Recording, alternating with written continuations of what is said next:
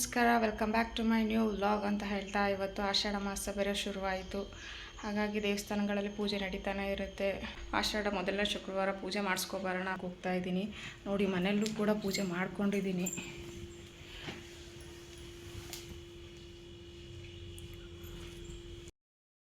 ಈಗ ಹಾಗೆ ದೇವಸ್ಥಾನಕ್ಕೂ ಕೂಡ ಹೋಗಿ ಪೂಜೆ ಮಾಡ್ಕೊಬರ್ತೀನಿ.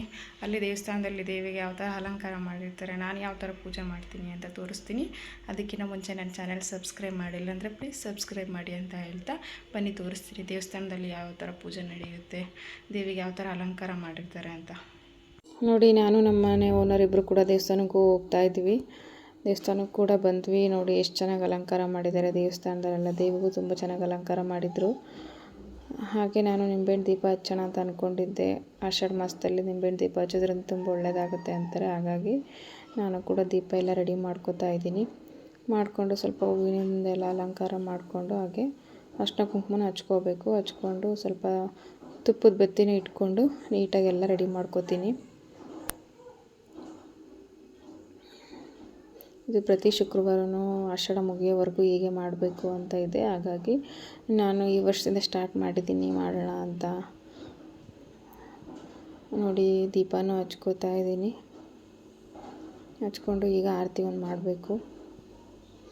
ನೋಡಿ, ಆರತಿನೂ ಮಾಡ್ತಾ ಇದ್ದೀನಿ. ನಾನು ಪ್ರದಕ್ಷಿಣೆ ಕೂಡ ಹಾಕಿದೆ, ಅದು ವೀಡಿಯೋ ಮಾಡೋಕ್ಕಾಗಲಿಲ್ಲ. ಏನಕ್ಕಂದರೆ ತುಂಬಾ ಜನ ಇದ್ದರು. ಹಾಗಾಗಿ ಇಲ್ಲಿ ಪಕ್ಕದಲ್ಲಿ ಒಂದು ಚಿಕ್ಕದಾಗಿ ಚಾಮುಂಡೇಶ್ವರಿ ಮೂರ್ತಿ ಕೂಡ ಇತ್ತು.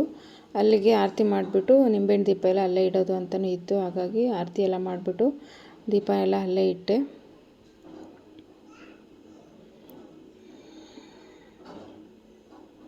ನೋಡಿ ಎಷ್ಟೊಂದು ದೀಪಗಳೆಲ್ಲ ಹಚ್ಚಿಟ್ಟಿದ್ದಾರೆ ಅಂತ.